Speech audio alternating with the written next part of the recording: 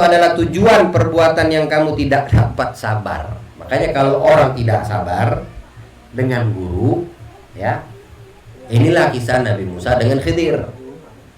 Ya. Akhirnya terpisah mereka. Ya, maksudnya bagaimana? Kita kalau nggak bisa sabar sama guru kita akan jauh dari guru kita, walaupun zahirnya dekat. Ya, tapi dia secara maknawinya jauh dari guru tersebut. Ya. Makanya guru kita Habibana Umar tuh pernah mengatakan, kam min garibin ba'id wa kam min ba'idin garib. Berapa banyak orang yang dekat sama aku tapi dia jauh sebetulnya. Dan berapa banyak orang yang jauh dari mataku, ternyata mereka dekat denganku. Itu yang mempunyai ikatan kuat dengan gurunya. Ya.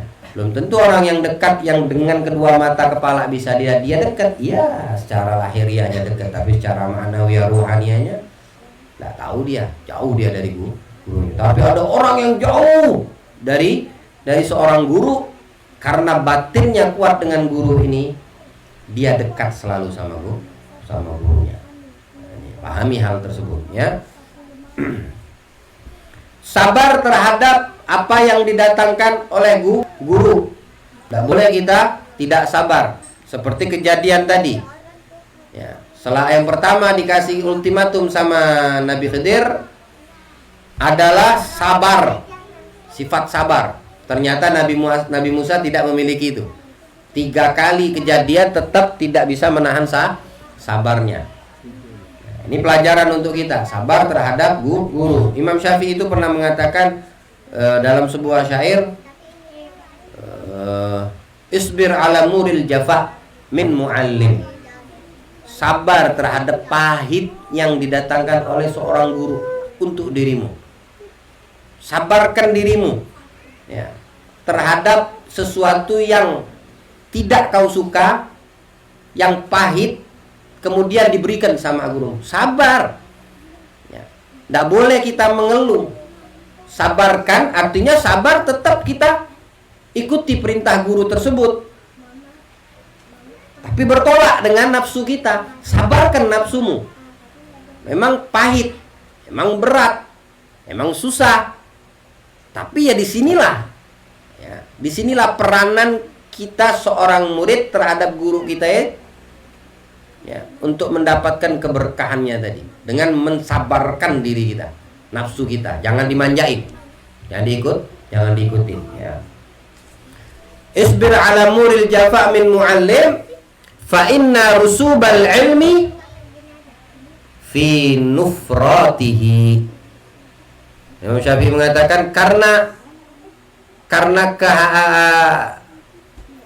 kehancuran, ya, karena kehancuran seorang murid itu dengan sebab dia memusuhi gurunya.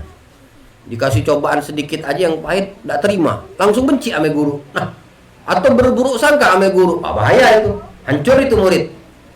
Ya, hancur, berkata-kata yang tidak baik aja dengan guru, hancur dia langsung.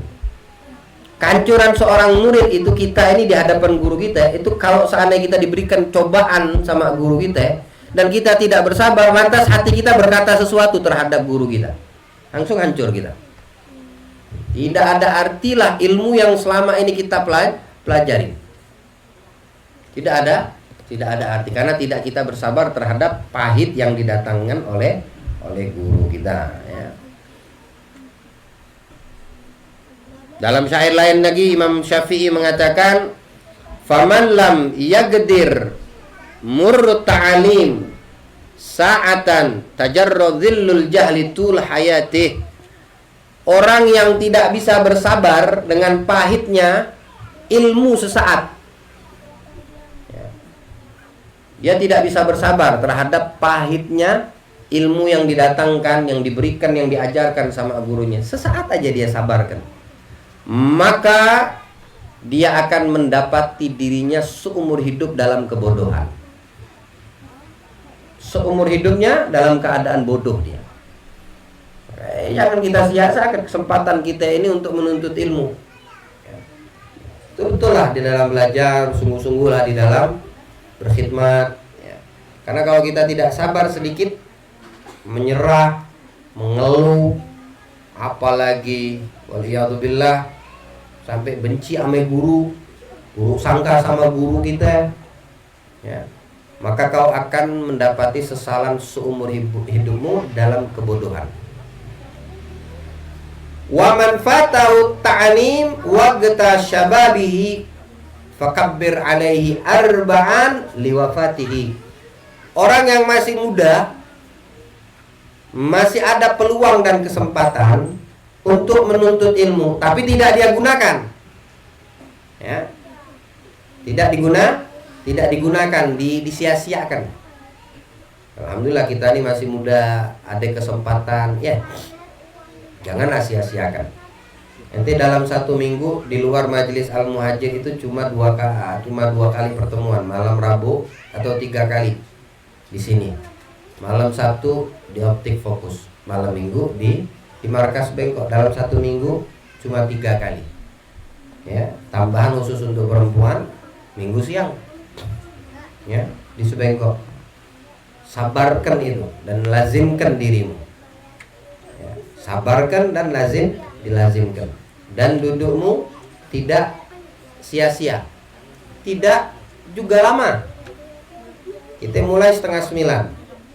Kalau selesai jam 10:30 umpama, kurang lebih sedikit, baru 2 jam, 9:30, 10:30, 10:30, ya, 2 jam. Itu pun kelebihan, mestinya kurang dari 2 jam, ya. Kalau cuma bacaan langsung bab kitab aja 1 jam kelamaan. Tapi kita kan di dalam untuk memahami ilmu yang kita pelajari ini, kita membujuk, merayu Allah yang mendatangkan keberkahan ilmu dengan apa? Berzikir kepada, memuji Dia, mentasbihkan Allah, membesarkan Allah, baru kita menuntut ilmunya Allah. Dirayu dulu Allahnya, ya, bisa saja Anda kalau mau langsung buka kitab, tidak selama ini mungkin, tidak perlu makan waktu kurang lebih 2 jam, ya.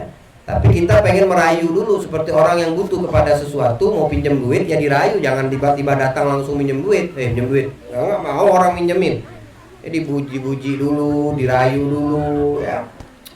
Kami ini Masya Allah, anak dengar dari barat ke timur paling dermawannya orang, paling, bukan setarakan, dari barat sampai ke timur langsung dipujinya, ya.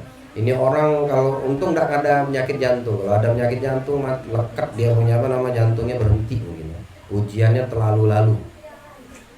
Tapi karena memang seperti itu, karena dia butuh hajat. Lah kita butuh hajat kepada Allah.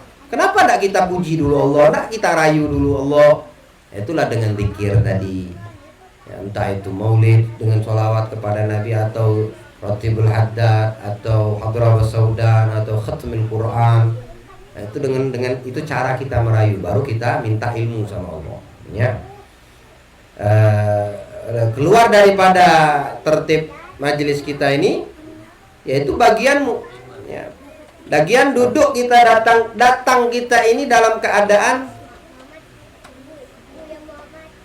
pengen dapat ilmu dan keberkahan waktu. Pulang bawa ilmu dan berharap ilmu tersebut mendatangkan keberkahan untuk kita yang belajar. Wah, nilai plusnya perut ente kenyang. Perut ente kenyang. Ya. Saya tidak bicara majelis lain, ya, saya bicara majelis ini. Ya. Ente datang dalam keadaan tidak bawa pemahaman sama sekali, tidak paham apa-apa. Pulang ente jadi orang paham, tinggal ente amalkan. Nilai plusnya, ente tidak nyari makanan di luar, kelaparan sampai rumah. Perut ente kenyang, ya, insya Allah perut ente kenyang.